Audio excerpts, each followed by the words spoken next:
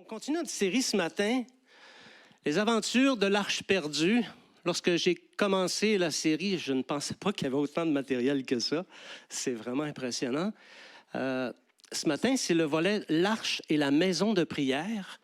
Et ce matin, je vous invite à prêter attention parce qu'il y a au moins un des points qui comporte une explication à une prophétie qui passe un peu sous silence. En tout cas, je n'ai pas vu que personne n'a jamais traité cet aspect-là de la prophétie. Et les liens qu'on y a trouvés sont tellement forts qu'on ne peut pas croire que ce n'est pas voulu par le Seigneur, ça n'a pas été inspiré par lui. Donc, on va porter attention, on va utiliser des nombres, on va faire des découpages, on va parler d'années, de semaines. C'est un peu plus technique, mais si on porte bien attention, on devrait être capable de passer au travers sans trop de difficultés. On va demander au Seigneur de nous accompagner parce que c'est très important que le Saint-Esprit soit au milieu de nous et qu'il puisse se mouvoir dans nos cœurs. Se mouvoir au milieu de nous et dans nos cœurs. Amen. Amen. Seigneur, merci beaucoup pour la joie qui nous habite ce matin. La joie d'être réunis dans une assemblée où on peut célébrer ton nom, entendre ta parole. Ce matin, Seigneur, puisse ton Saint-Esprit nous habiter tous autant que nous sommes, afin que nous puissions recevoir toutes ces instructions que le Saint-Esprit a à nous donner, toutes les instructions, tous ces cadeaux que le Père veut nous donner. Nous nous soumettons à toi ce matin, et c'est dans le nom de Jésus que nous prions. Amen. Amen. Alléluia. Je remarque que les enseignements concernant l'Arche de l'Alliance, vous savez, l'Arche de l'Alliance est un thème qui n'est pas beaucoup prêché. On n'entend pas beaucoup ça nécessairement dans les églises. Mais quand on en fait l'étude, on s'aperçoit que c'est un élément central. Et il y a beaucoup d'enseignements par rapport à ça qui sont instructifs. Ils sont instructifs pour nous. Ils nous parlent concrètement des choses célestes. Qui ne voudrait pas aller au ciel? Moi, j'aimerais ça, une nuit, être enlevé dans la présence de Dieu et voir le temple de Dieu, voir les belles choses qu'il y a dans le ciel.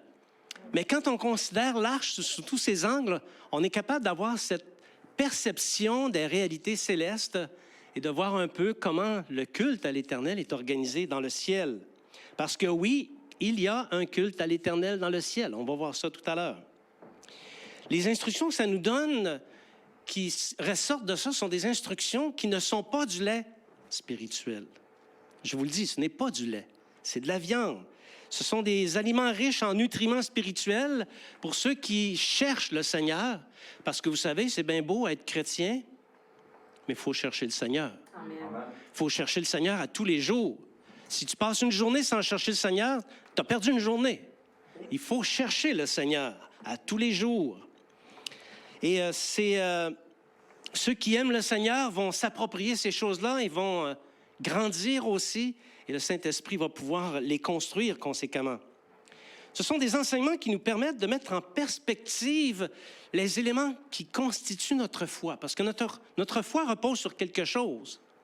Ce n'est pas juste « je crois en Dieu ». Ce n'est pas juste « je crois en Jésus ». Ça repose sur des éléments constitutifs et on retrouve ces mêmes éléments constitutifs dans le temple de Dieu, d'où l'importance de les comprendre. Parce que c'est là que Dieu habite et c'est là que les choses se passent. Et si on agit d'une manière qui n'est pas conforme aux manières dont ça doit être fait, on peut s'attirer des troubles comme on l'a vu. OK? Ce culte qui était pratiqué par les Juifs dans l'Ancien Testament, on va le dire comme ça, c'est un culte qui va être rétabli. Et ça aussi, c'est une chose qui n'est pas dite souvent. Le culte à l'Éternel, on parle des sacrifices d'animaux, tout ça, ça va être rétabli. À tout le moins, c'est ce que nous enseignent les prophètes et c'est ce que nous enseigne aussi le Seigneur Jésus. Alors ce matin, l'Esprit veut nous communiquer des pensées profondes et intimes qui sont dans le cœur de Dieu, notre Dieu qui est rempli de miséricorde. Alléluia. L'enseignement de ce matin va nous montrer que la prière de dédicace comporte un volet prophétique fort intéressant.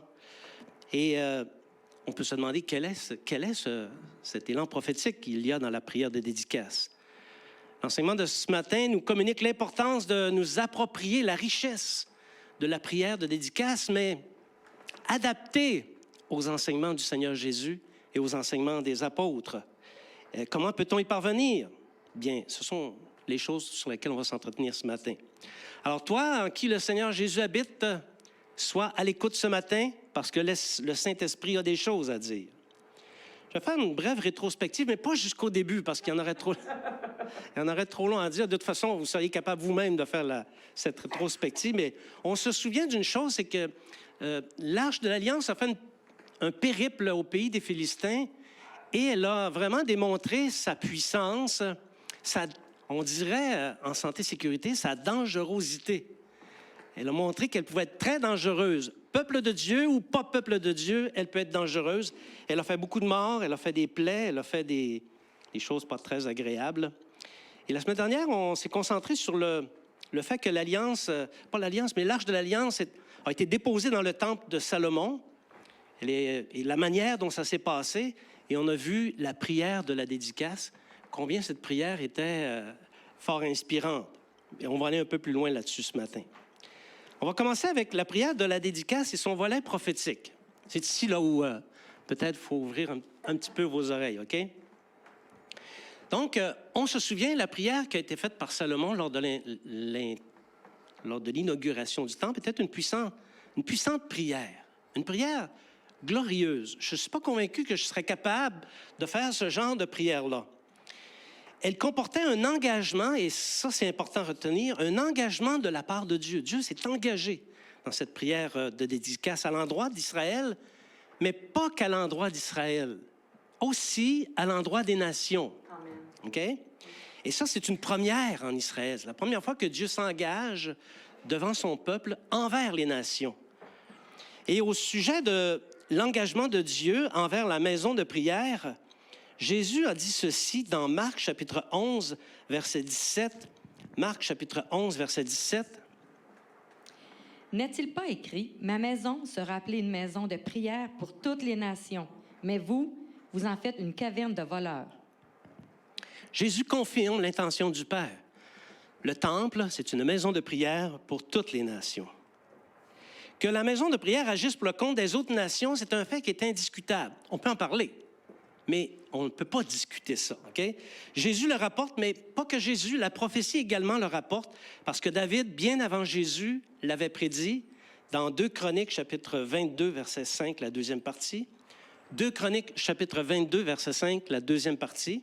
David disait, « La maison qui sera bâtie à l'Éternel s'élèvera à un haut degré de renommée et de gloire dans tous les pays. C'est pourquoi je veux faire pour Salomon des préparatifs. » Oui, donc David avait compris l'intention de Dieu, l'intention d'atteindre les autres nations et les autres pays. Amen. Or, la prière de dédicace est constituée en 7 volets. Vous vous souvenez, on a parlé de ça la semaine dernière? Elle est constituée de 7 volets et le 5e volet, à lui seul, comporte 7 autres volets d'engagement. Et ces volets s'adressent tout autant au peuple d'Israël qu'ils s'adressent aux nations. On avait établi une certaine relation la semaine dernière, puis on avait dit que je n'étais pas le seul à soutenir ça, puisqu'il y a des personnes aux États-Unis qui le soutiennent également et qui l'ont illustré dans des ouvrages, dans des livres, d'une manière assez éloquente. Donc, Israël fut la première nation à avoir la responsabilité de porter le salut dans le monde. Et après avoir été détruit, le royaume Israël, après qu'il a été détruit, le royaume de Dieu est passé d'entre leurs mains à eux aux mains des nations. C'est ce qu'on appelle, c'est un élément de doctrine qu'on appelle le temps des nations. Et dans l'interprétation de la prophétie biblique, cette expression est très importante à comprendre, OK? Le temps des nations, il est annoncé une première fois dans la parabole des vignerons, dans Matthieu chapitre 21, 33. On ne va pas aller le voir parce que je l'ai quand même lu plusieurs fois et on se souvient très bien de cette parabole. Et on s'aperçoit, surtout avec l'aide de l'Apocalypse, que le temps des nations, c'est une période qui a été divisée en 7 sous-périodes, où c'est un temps qui a été divisé en 7 périodes qui correspondent au temps de chacune des 7 églises dans l'Apocalypse. OK?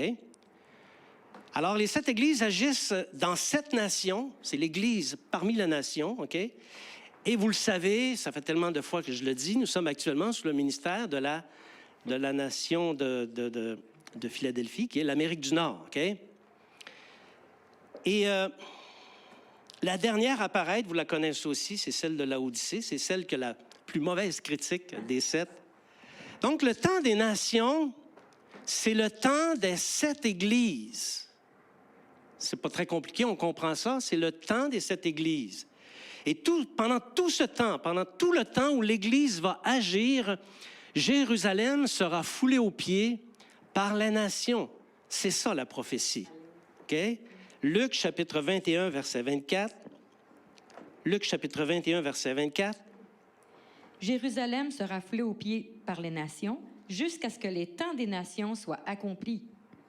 Alors, on voit un peu là la relation qu'il y a entre le temps d'Israël qui est terminé, et maintenant le temps des nations qui doit s'exécuter encore, s'opérer encore. Mais d'ici à ce que ça soit terminé, Israël va être foulé aux pieds. Apocalypse, on va le voir maintenant jusqu'à quand Jérusalem va être foulée aux pieds. Dans Apocalypse chapitre 11, verset 2, et ça me fait du bien de parler de l'Apocalypse ce matin. Mais le pervis extérieur du temple, laissez-le en dehors et ne le mesure pas, car il a été donné aux nations et elles fouleront aux pieds de la ville sainte pendant 42 mois. Donc, si on se situe dans le temps, c'est la dernière période avant le retour du Seigneur, les fameuses 7 années qu'on appelle les 7 années de tribulation. Et ces 42 mois sont les derniers 42 mois, pas les premiers, les derniers 42 mois. OK? Alors, ça nous dit ici que Jérusalem, quand ça dit que le parvis extérieur est donné aux nations, ça veut dire que Jérusalem est encore foulée aux pieds par les nations. Ça veut dire que le temps des nations va prendre fin après les 42 mois. OK? Alors, ces passages démontrent que si le ministère de l'Arche de l'Alliance opérait autrefois, OK, il va opérer encore en Israël dans les derniers jours. Oui, parce que s'il y a un temple, forcément, il doit y avoir une arche à l'intérieur, l'arche de l'Alliance. Et comme ça nous dit que le temple va être laissé aux nations jusqu'à la fin des 42 mois, ça veut dire que le culte va durer jusqu'à cette période-là. Donc, ça met une chose en évidence. Ça met que Israël, de même que les nations du monde, connaîtront l'apogée du ministère de l'Arche à l'expiration de cette longue période de temps. Tout va être révolu quand cette période de temps va être terminée. Et cette période de temps, on peut maintenant mieux la comprendre. Elle va, à tout le moins, depuis la destruction de Jérusalem en 70 après Jésus-Christ. Bon, les pointilleux pourraient discuter ce point de départ. On pourrait le faire remonter jusqu'à Antioche de Syrie. Mais on ne va pas discuter ça ce matin. On va donner un point de repère quand même assez facile à retrouver. Jérusalem a été détruit, donc ils ont perdu le royaume. On peut dire que le royaume est passé entre les mains des nations à partir de 70 après Jésus-Christ, jusqu'à la fin de la grande période de détresse. Et maintenant, vous connaissez toutes ces appellations. Grande période de détresse dont on nous dit ici qu'elle dure 42 mois, ou encore un équivalent 1260 jours, ou encore un autre équivalent 3 ans et demi, ou encore un autre équivalent un temps, des temps, La moitié d'un temps. Et la moitié d'un temps, qui sont toutes des façons de dire la même chose. C'est comme si le Seigneur voulait mêler ceux qui ne le connaissent pas. Mais une fois que tu as compris le truc, c'est plus facile à comprendre la prophétie. Donc, ces événements qu'on vient de discuter sont portés également par une autre prophétie. Elle se trouve dans Daniel, chapitre 9, verset 24. Daniel, chapitre 9, verset 24. 70 semaines ont été fixées sur ton peuple et sur ta ville sainte pour faire cesser les transgressions et mettre fin au péché, pour expier l'iniquité et amener la justice éternelle, pour sceller la vision et le prophète et pour oindre le saint des saints. Merci. Donc, 70 semaines qui sont, on le sait, 70 semaines d'année, ça donne un total de 490 ans, OK, qui ont été fixés afin de réaliser 7 objectifs. Êtes-vous surpris que le Seigneur procède par le nombre 7 pour fixer ses objectifs? Moi, je ne suis pas surpris, parce que 7 est le nombre de Dieu. La première, faire cesser les transgressions. La deuxième, mettre fin au péché. La troisième, expier l'iniquité. La quatrième, amener la justice éternelle. La cinquième, sceller la vision. La sixième, sceller le prophète. Et la septième, oindre le saint des saints. Et lui, on le connaît. C'est lorsque Christ va apparaître sur la terre, il va être fait roi, il va établir son règne, son royaume. Alléluia.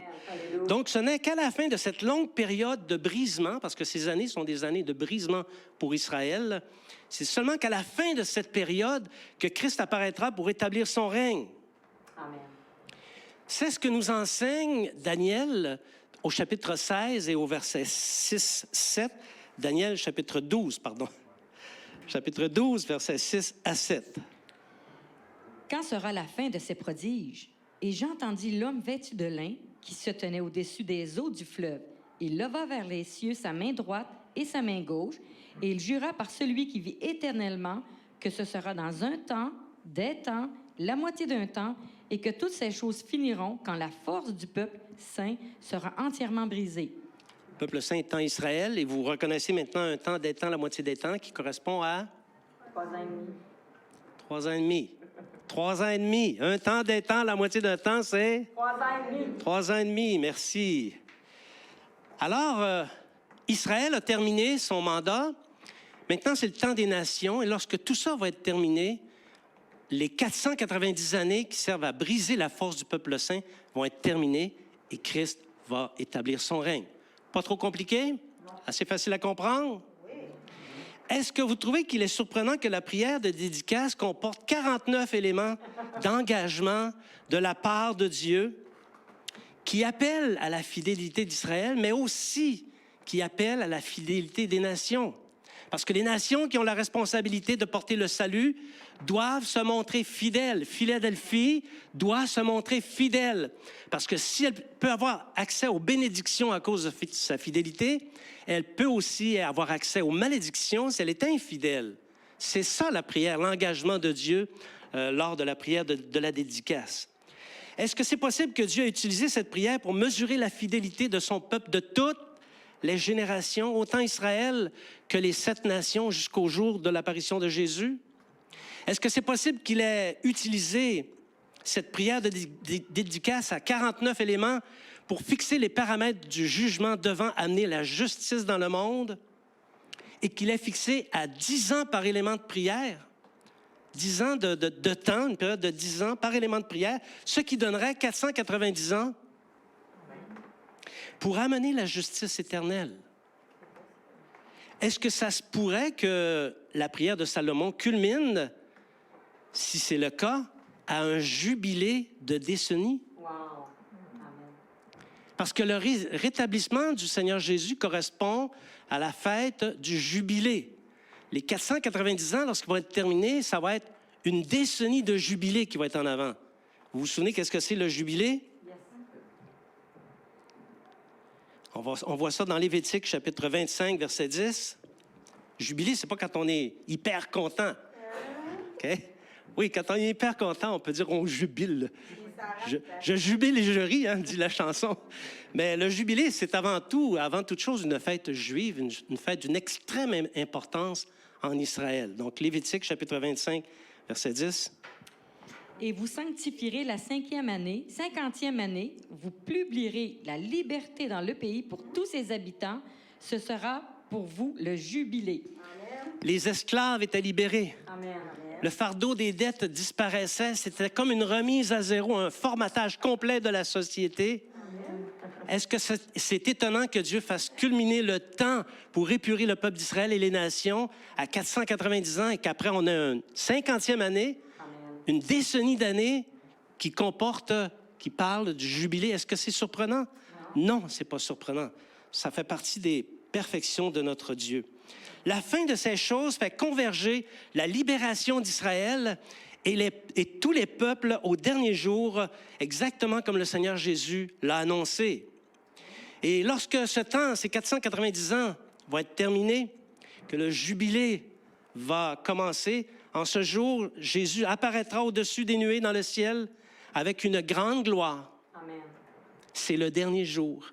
Et ce jour-là, il rassemblera tous les élus des 4 coins de la terre et des 4 coins des cieux. Les morts en Christ ressusciteront premièrement parce qu'on ne les devancera pas. Amen. Et ensuite, les vivants qui seront restés seront transformés et nous irons à la rencontre du Seigneur dans les airs. Amen. Alléluia. Alléluia. Merci Jésus. Ce sera un jour de délivrance universelle. Fini les dettes. Fini l'esclavage. Fini d'être redevable à monsieur, madame, tout le monde. Ça va être un jour de joie, un jour de victoire, un jour où tous les hommes vont jubiler, c'est le cas de le dire, jour du règne de Christ. Mais aussi, il ne faut pas l'oublier, aussi d'angoisse pour tous ceux et celles qui auront survécu, mais qui vont avoir méprisé les disciples. Jour d'angoisse. Regardez ça dans Matthieu, chapitre 25, versets 41 à 46. Ensuite, il dira à ceux qui seront à sa gauche, « Retirez-vous de moi, maudits, allez dans le feu éternel qui a été préparé pour le diable et pour ses anges. Car j'ai eu faim et vous ne m'avez pas donné à manger. J'ai eu soif, vous ne m'avez pas donné à boire. J'étais étranger et vous ne m'avez pas recueilli. J'étais nu, vous ne m'avez pas vêtu. J'étais malade et en prison et vous ne m'avez pas visité. » Ils répondront aussi, « Seigneur, quand avons-nous vu ayant faim ou ayant soif, ou étranger, ou nu, ou malade, ou en prison, et ne t'avons-nous pas assisté? » Et il leur répondra, « Je vous le dis en vérité, toutes les fois que vous n'avez pas fait ces choses à l'un de ces plus petits, c'est à moi que vous ne les avez pas faites. Et ceux-ci iront au châtiment éternel, mais les justes à la vie éternelle. » Amen. C'est important, ça, ici, parce que Dieu fait justice aux disciples. Ici, ce sont les survivants, OK? Ceux qui n'ont pas péri sous la férule de l'Antéchrist. Ce sont ceux qui ont réussi à survivre jusqu'au jour de l'apparition du Seigneur Jésus, OK? Et qu'est-ce qui va distinguer les justes des injustes?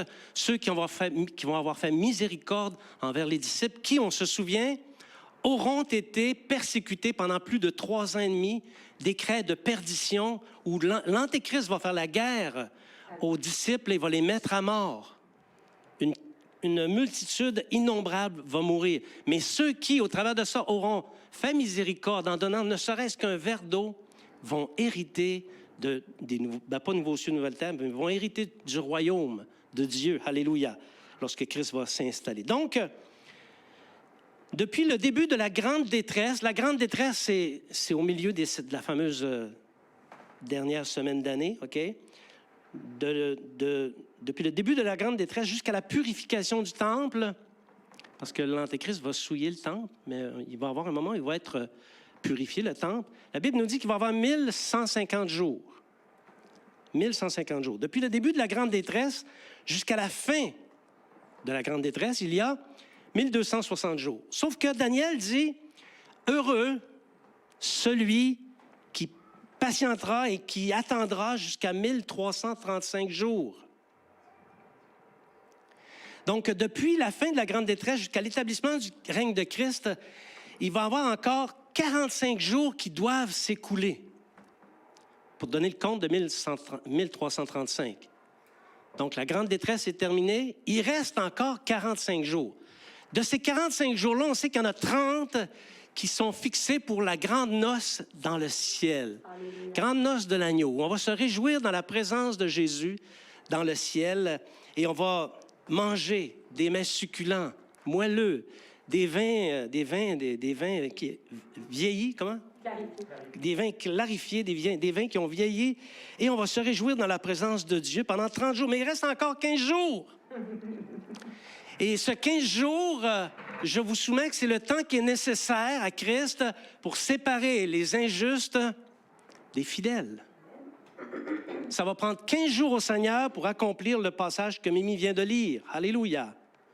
Pour éliminer les pécheurs. Parce que lorsque Christ va établir son règne, il n'y aura plus de pécheurs sur la terre. Ça va être terminé, jubilé, jour de justice, jour de gloire. Amen. Alléluia. Donc, on peut voir qu'il y a une intime relation entre la prière de la dédicace faite lors de l'installation de l'Arche de l'Alliance dans le temple et les événements de la fin. Ça commence à être drôlement intéressant, vous ne trouvez pas? En tout cas, moi, je trouve que c'est intéressant. Peut-être que je suis le seul qui trouve ça intéressant, là. OK, on va lâcher la prophétie. On va revenir à des considérations plus terre à terre. L'Arche de l'Alliance et Christ. Bon, en attendant que toutes ces belles choses qui me remplissent d'enthousiasme arrivent, Considérons l'importance de la maison de prière dans laquelle siège l'Éternel au-dessus des chérubins de l'Arche de l'Alliance et envers laquelle de tous les peuples, on l'a vu tout à l'heure, sont engagés. Philadelphie est engagée envers l'Arche de l'Alliance. Bon, c'est décrit ce siège de l'Éternel qui est dans le ciel. On en a quelques descriptions dans la Bible, mais il y en a une assez simple et facile à comprendre qui se retrouve dans le livre d'Ésaïe, chapitre 6, versets 1 à 4. Ésaïe, chapitre 6, versets 1 à 4. L'année de la mort du roi Osias, je vis le Seigneur assis sur un trône très élevé, et les pans de sa robe remplissaient le temple. Des séraphins se tenaient au-dessus de lui. Ils avaient chacun 6 ailes, 2 dont ils se couvraient la face, 2 dont ils se couvraient les pieds, et 2 dont ils se servaient pour voler. Ils criaient l'un à l'autre et disaient « Saint, Saint, Saint est l'Éternel des armées. Toute la terre est pleine de sa gloire. » Les portes furent ébranlées dans leurs fondements par la voix qui retentissait, et la maison se remplit de fumée. Alors, si on comprend bien, le trône de Dieu est dans une position élevée dans le temple. Et les séraphins, ce sont eux qui portent l'arche. Alors, vous voyez que ce Dieu-là est saint et il est en relation. Il était en relation avec Israël lorsqu'Israël avait le mandat de porter le salut aux nations. Mais maintenant, il est en relation avec les nations, avec nous. C'est ça, exactement. Amen. Donc, dans ce temple, on peut comprendre et déduire, sans avoir peur de trop se tromper, que se trouve l'Arche de l'Alliance, ça c'est certain. Le chandelier à 7 branches, ça aussi c'est certain. L'autel des sacrifices, ça aussi c'est certain. L'autel des parfums, la table des pains de proposition, l'encensoir et tous les ustensiles nécessaires au culte dans le temple céleste. Pas dans le temple terrestre, dans le temple céleste. Et en fait, c'est une maison similaire à celle que Salomon a faite lorsqu'il a construit le temple. L'histoire d'Israël démontre qu'après avoir été déposée dans le temple, l'arche, après ça, elle demeurait assez tranquille. Elle n'a pas trop bougé de sa place. La semaine prochaine, on va parler du sort qui lui a été réservé. OK? On va essayer de comprendre où se trouve l'arche actuellement. Et ça devrait être assez intéressant. Mais on sait une chose, c'est qu'aujourd'hui, le temple n'existe plus. Et l'arche a été perdue. Jésus est venu accomplir les visions et les prophéties par le don de sa vie en sacrifice pour le péché. OK? Et jusqu'à ce que le temple soit rebâti à Jérusalem, jusqu'à ce que Jésus revienne, il repose sur les épaules des disciples de Jésus de bâtir la maison de prière et de la faire vivre, Amen. de lui donner vie. L'arche de l'Alliance dans le temple de Dieu a démontré que Dieu voulait être en relation personnelle avec son peuple et avec toutes les nations. Et il a poussé son amour jusqu'à venir dans une chair comme la nôtre, mais plus parfaite un peu. OK? Jésus a dit à Pierre que puisqu'il est le Fils de Dieu, Pierre avait dit « Tu es le Fils du Dieu vivant », il a dit qu'il allait bâtir son Église sur cette pierre, c'est-à-dire cette déclaration qui est sortie de la bouche de Jésus. Et l'Église est devenue le royaume de Dieu sur la terre. Alléluia. Le nouveau temple. Et ça, on trouve ça dans Hébreux, chapitre 9, versets 11 à 28, un peu long, mais pour moi, c'est un moment de repos et pour elle, c'est un peu long. Hébreux, chapitre 9, versets 11 à 28. Mais Christ est venu comme souverain sacrificateur des biens à venir. Il a traversé le tabernacle plus grand et plus parfait qui n'est pas construit de main d'homme, c'est-à-dire qui n'est pas de cette création. Il est entré une fois pour toutes dans le lieu très saint, non avec le sang des boucs et des veaux, mais avec son propre sang, ayant obtenu une rédemption éternelle. Car si le sang des taureaux et des boucs et la cendre d'une vache répandue sur ceux qui sont souillés sanctifie et procure la pureté de la chair, combien plus le sang de Christ, qui par un esprit éternel s'est offert lui-même sans tache à Dieu, purifiera-t-il votre conscience des œuvres mortes, afin que vous serviez l'Éternel, le Dieu vivant. Et c'est pour cela qu'il est le médiateur d'une nouvelle alliance, afin que la mort, étant intervenue pour le rachat des transgressions commises sous la première alliance, ceux qui ont été appelés reçoivent l'héritage éternel qui leur a été promis. De même, Christ, qui s'est offert une seule fois pour porter les péchés de plusieurs, apparaîtra sans péché une seconde fois à ceux qui l'attendent pour leur salut. Voilà le nouveau temple, Jésus-Christ, qui est en intimité avec l'arche de l'Alliance qu'il y a dans le ciel, dans le temple de Dieu.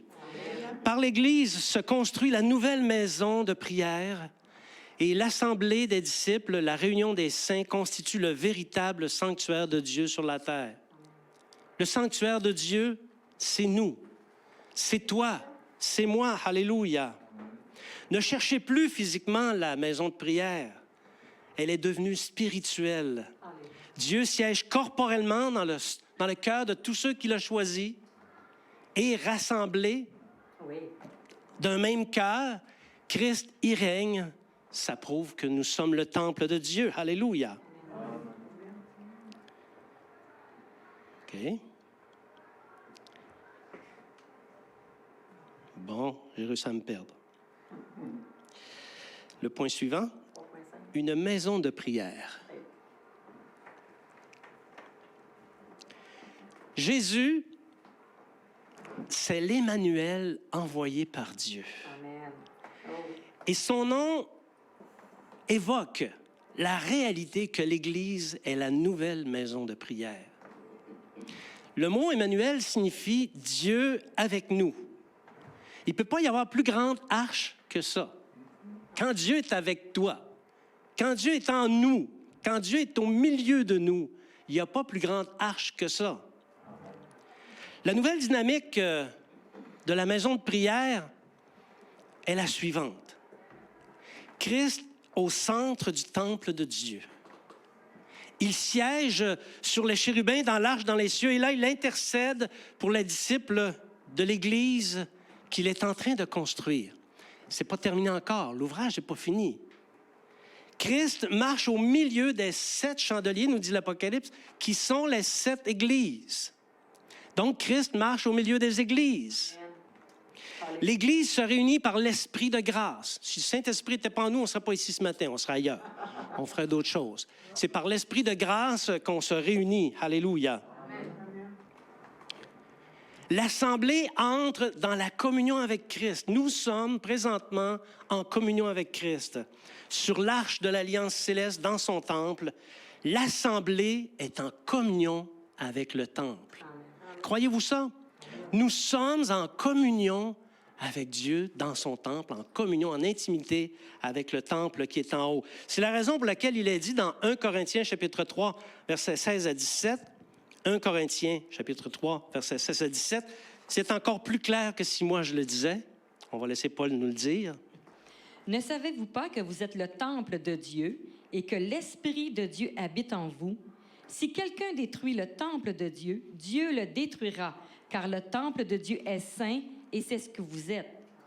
Je sais souvent on utilise ce passage-là pour dire je suis le temple de Dieu, par conséquent, je n'ai pas le droit de le souiller. Bon, c'est vrai, OK, je ne veux pas contredire ça ce matin. Mais Paul s'adresse aux Corinthiens, à tous les disciples, les chrétiens de la ville de Corinthe. On dit l'Église, mais c'est la ville de Corinthe. Il y avait des centaines et des centaines, voire des milliers de chrétiens, et c'est eux qui formaient le temple de Dieu. Et quand Paul dit « vous n'avez pas le droit de détruire le temple de Dieu », il parle de l'Église. Il parle du corps de Christ. Alléluia. C'est la raison pour laquelle la nouvelle théologie qui a débuté il y a quelques dizaines d'années et qui fait mal aux églises, même aux églises chrétiennes, cette nouvelle théologie qui affirme qu'on peut faire l'Église seule à la maison, c'est une hérésie diabolique. Il n'y a que le diable qui peut avoir inventé une histoire comme celle-là. Parce que l'Église, c'est le corps de Christ. Et négliger le corps, c'est négliger Christ. Si tu négliges Christ, des fois la langue me tourne tout seul dans ma bouche. Si tu négliges Christ, crois-tu sincèrement que tu recevras l'approbation de consécration qu'exige toute relation avec l'arche dans les lieux célestes? Non. Là où Jésus officie? Non, tu n'auras pas l'approbation. C'est pourquoi aussi l'abandon de l'Assemblée de Christ éloigne de Dieu et rapproche du péché. Je connais personne qui a abandonné une assemblée, une église, qui est devenue plus sain après. Plus sain que ceux qui sont à l'église. J'en connais pas un. Ils sont tous remplis d'intentions, de bonnes intentions. Ah oui, je vais veiller, je vais continuer à lire la Bible, je vais continuer à prier. Non, ils décroissent tous et beaucoup abandonnent la foi. Alléluia. Ça rapproche du péché, abandonner l'Église. C'est pourquoi les disciples de Jésus doivent multiplier les occasions de se réunir. Amen. Oh oui. Pas seulement à l'Assemblée dimanche matin, toutes les autres occasions que l'Église nous donne. Parce que lorsque l'Église se tient ensemble, l'Église fait trembler les puissances des ténèbres. Amen. Oh oui. Les églises les moins dangereuses sont les églises qui socialisent, qui ont du fun ensemble le dimanche matin. C'est pas dangereux du tout pour le diable. Puis ça, le diable, il est passé maître dans l'art de décourager les gens de venir à l'église. Et effectivement, l'ennemi des âmes provoque toutes sortes de prétextes générés par la chair. Il n'y a rien de l'esprit là-dedans, des prétextes charnels afin de tenir les chrétiens éloignés de l'assemblée des disciples. Oui, parce qu'il sait que quand les chrétiens se réunissent, ils sont dangereux. Mais quand ils restent chez eux, il est tranquille, il peut fumer son cigare, les deux pieds sur le divan et le foyer. C'est ça que je voulais dire, le foyer. Il fait chaud, hein? Alors, c'est pour ça que ceux qui se sont éloignés de la maison de prière, qui est maintenant la réunion des disciples en un seul corps, présentent des brèches à la consécration. Et les brèches à la consécration, quand tu es un disciple de Jésus-Christ, ça entraîne des tourments, ça entraîne des problèmes. La réunion des saints, c'est ça la maison de prière pour toutes les nations. Est-ce qu'on réalise qu'on est la maison de prière pour toutes les nations? Alléluia. Et dans ce nouveau sanctuaire repose l'arche de l'Alliance, dans laquelle se trouve l'Évangile de Jésus-Christ, à la place des deux tables de la loi. Jésus, le pain de vie, à la place de la manne, et le sacerdoce des dons ministériels à la place de la verge d'Aaron. Alors, dans la nouvelle maison de prière, les disciples devraient être concernés par la prière de dédicace et ce qu'elle annonce. L'Église devrait revenir à ses préceptes et les présenter à Dieu afin d'apporter le salut dans les villes où elle se trouve. On devrait prier Jésus en s'inspirant de la prière de dédicace, mais ramener aux réalités de la nouvelle alliance. C'est possible de le faire. Et si on le faisait, voici à quoi ça pourrait ressembler. Là, je sais que les yeux vont vous crocher probablement, là. Vous vous souvenez, on avait 7 volets, mais on a encore 7 volets. On a adapté la prière de la dédicace à la réalité de l'Évangile. On faisait une déclaration à l'Éternel, mais ici, on fait une déclaration à Jésus, Amen. le maître de la maison de prière. Seigneur, il n'y a point de Dieu semblable à toi dans les cieux et sur la terre. Tu gardes l'alliance et la miséricorde envers tes disciples qui marchent dans ta présence de tout leur cœur. On peut faire une prière comme ça. On peut rappeler à Jésus ses promesses, rappel de ses promesses, parce que Jésus a dit, « Je suis avec vous tous les jours jusqu'à la fin du monde. » On suit la prière de la dédicace. Reconnaître la grandeur de Dieu. Tu es digne, notre Seigneur et notre Dieu, de recevoir gloire et honneur et puissance, car tu as créé toutes choses, et c'est par ta volonté qu'elles existent et qu'elles ont été créées. Cette prière se retrouve dans l'Apocalypse, et elle est adressée à Jésus. Alléluia. Alléluia. Supplication pour la miséricorde de Dieu. Faites connaître vos besoins à Dieu par des prières et des supplications avec des actions de grâce. Et la paix de Dieu qui surpasse toute intelligence. Gardera vos cœurs et vos pensées en Jésus-Christ. En Jésus-Christ, amen. Suppliez pour la miséricorde de Dieu. Ensuite, allez dans les 7 requêtes à présenter dans l'Église qui est la maison de la prière. Quand il y a un péché contre le prochain, ça n'arrive pas ici. Ça arrive ailleurs, mais ici, ça n'arrive pas, OK? Quand il y a un péché contre le prochain, Seigneur, quand je viendrai à toi, je pardonnerai les offenses, car tu as dit, si vous pardonnez aux hommes leurs offenses, votre Père céleste vous pardonnera aussi. Mais si vous ne pardonnez pas aux hommes, votre Père ne vous pardonnera pas non plus. pardonnons-nous les uns les autres. Quand l'ennemi nous a terrassés, quand on a perdu un combat à cause de nos transgressions, accorde-moi la délivrance à la maison de prière, on peut dire. Accorde-moi la délivrance car tu as dit, aucune tentation ne vous est survenue qui n'ait été humaine. Et Dieu, qui est fidèle, ne permettra pas que vous soyez tentés au-delà de vos forces, mais avec la tentation, il préparera aussi le moyen de s'en sortir afin que vous puissiez la supporter. Quand il y a la sécheresse, s'il m'arrive de m'éloigner de toi, s'il m'arrive de sécher, comme tu as dit, parce que Jésus a dit qu'on pouvait sécher, si quelqu'un ne demeure pas en moi, il est jeté dehors comme le sarment et il sèche. Si on s'éloigne du Seigneur Jésus, on va sécher. Okay? Si je prends conscience de mon désarroi et que je viens dans cette maison de prière, accomplis pour moi ta parole qui a dit, si vous demeurez en moi et que mes paroles demeurent en vous, demandez ce que vous voudrez et cela vous sera accordé. Amen. Amen.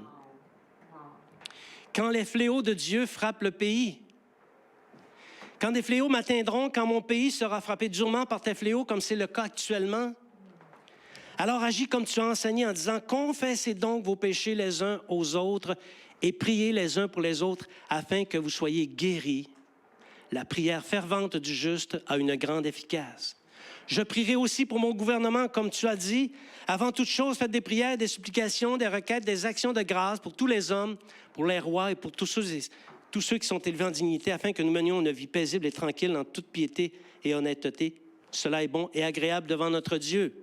Au lieu de chialer, encore le confinement, encore se laver les mains, encore se distancer, encore toute autre mesure qui nous contraint la vie. Non, prions pour nos gouvernements, prions contre cette pandémie. Nous avons l'autorité de le faire. Quand l'étranger veut faire appel à Dieu dans l'Église, dans cette maison de prière, quand ils prient, ils ne sont plus des étrangers ni des gens du dehors, mais ils sont des concitoyens des saints gens de la maison de Dieu. Nous formons un seul peuple. Alléluia. Quand Dieu incite à aller au combat, quand tu m'appelleras au combat, je prendrai toutes les armes de Dieu afin de pouvoir résister dans le mauvais jour et tenir ferme après avoir tout surmonté. Prière de dédicace ramenée à l'Évangile. Quand le décret d'épines et d'aiguillon frappe, et vous vous souvenez qu'est-ce que c'est qu'un décret d'épines et d'aiguillon? Je n'ai pas besoin de vous rappeler ça, vous le savez. Si, entrant dans mon cœur, je réalise... Siri, je n'ai pas besoin de toi. Si, entrant dans mon cœur, je réalise ce que m'ont valu toutes mes désobéissances, si je viens dans ce lieu où tu habites corporellement, agis selon ta grâce qui dit, Christ nous a rachetés de la malédiction de la loi, étant devenu malédiction pour nous, délivre-moi, guéris-moi. Amen. On peut être délivré de nos décrets d'épines. Amen. L'autre volet, le 6e, appelle à Dieu à venir reposer dans le sanctuaire de l'Église. L'Église tout entière dit, Seigneur, tu t'es acquis l'Église par ton sang précieux et tu l'as appelée comme étant ta propre épouse. Viens reposer dans ton sanctuaire. Viens dans l'Église, esprit et vie du royaume, et dans cette ville pour y manifester ta puissance, ta gloire, et pour y déverser l'abondance de ta miséricorde, car nous servons un Dieu riche en miséricorde. Viens nous habiter selon la richesse de ta gloire, afin que le Père soit glorifié et que ton règne se répande dans les cœurs des hommes et des femmes. Alléluia. Et on peut conclure cette prière en disant, Seigneur Jésus, souviens-toi de l'Église et de tes promesses. Accomplis promptement à son égard les choses que tu as gardées en réserve pour elle. Répands la bonne odeur de Christ en chacun de ceux qui viendront ici pour t'adorer. Voilà. Voilà quelle est pour l'Église de Christ la prière de la dédicace. Amen. Prière qui s'harmonise avec le culte qui est en haut, qui s'harmonise avec les éléments du temple en haut où Christ officie dans le temple, là où se trouve l'arche de l'Alliance. Et Dieu voulant, il y a des idées qui commencent à nous tourner par la tête. Vous vous souvenez, on avait dit qu'il y avait une symbolique assez puissante dans le fait de prier, les regards tournés vers Jérusalem. On a parlé de ça la semaine passée. Tourner vers le mont Golgotha, là où le Seigneur Jésus a été crucifié. Et on peut retrouver cet endroit. Par quel degré? Est-ce que vous vous souvenez? C'est combien de degrés? 98 degrés. 98 degrés, on se souvient, c'est là. Est-ce que si la maison de Dieu se réunit en assemblée pour prier des choses fort particulières, les regards tournés vers Jérusalem, est-ce qu'il y a pas des choses, est-ce que ça ne peut pas débloquer des choses en esprit? Oui, ça peut débloquer des choses en esprit. Est-ce qu'on peut transformer l'Église Esprit et Vie du Royaume ou la faire se compléter en étant davantage une maison de prière? C'est possible. Nous sommes en train de réfléchir à la possibilité de tenir une réunion de maison de prière. On ne sait pas trop à quelle fréquence, mais ça va être un temps où on va se réunir et chacun qui porte un grand fardeau dans son cœur, quelle que soit la nature du fardeau, pourra se présenter, les regards tournés vers Jérusalem à 98 degrés et faire connaître ce besoin à Dieu afin de recevoir la grâce et la miséricorde. Amen. Est-ce qu'une Église peut faire ça? Oui, elle peut le faire. Oui. Est-ce qu'elle a intérêt à le faire? Oui, elle a intérêt à le faire. Oui. J'invite les musiciens ici. Bien-aimés, c'est une grâce extraordinaire de voir le Seigneur nous enseigner ces choses, nous communiquer des choses qui sont cachées. Ce sont des choses que je n'avais pas vues avant. Je n'ai pas vu non plus à nulle part. Est-ce que d'entendre ces choses-là, est-ce que ça ne vous remplit pas de joie? Moi, ça me remplit de joie. Est-ce qu'on est solidement encouragé à l'idée de découvrir les choses fondamentales qui animent le royaume de Dieu? Ce sont les choses fondamentales. Est-ce qu'on est comme ce chercheur qui, lorsqu'il découvre les choses cachées dans l'infiniment petit, il y a des chercheurs qui cherchent dans l'infiniment petit et ils découvrent des choses qui étaient cachées jusque-là, et là, ils s'émerveillent comme des enfants. Ils sont émerveillés devant la beauté et la complexité de la création. Ou sommes-nous comme cet autre chercheur qui, regardant le cosmos, et découvrant les lois qui le régissent, s'émerveille devant tant de grandeur et de magnificence? Ou est-ce qu'on est comme cet enfant gâté à qui tout est dû? Oh, c'est intéressant. Des belles petites affaires sur l'Arche de l'Alliance. Quelle est notre attitude? Est-ce qu'on a cette attitude d'enfant reconnaissant ou d'enfant gâté? Montrons notre reconnaissance au Seigneur en lui offrant, pas juste en le disant, en lui offrant un culte qui lui plaît, digne de la grâce qu'il nous fait. Prenons conscience de qui nous sommes réellement. Nous ne sommes pas seulement « donne ton nom », Régent, Mimi ou whatever. Non. Nous sommes participants du corps de Christ. Nous sommes le temple de Dieu. Alléluia. Prenons-en conscience. Et ça va nous aider à maintenir notre état de sainteté, notre état de consécration et surtout notre communion avec le Seigneur Jésus. Prenons plaisir à grandir dans la réunion des disciples, cette assemblée des fils et des filles de Dieu qui est en communion avec Jésus dans le temple de Dieu dans les cieux. Montrons-nous reconnaissants à Jésus de cette immense grâce en devenant des chrétiens ardents dans une assemblée ardente. Amen. Je vous invite à vous lever.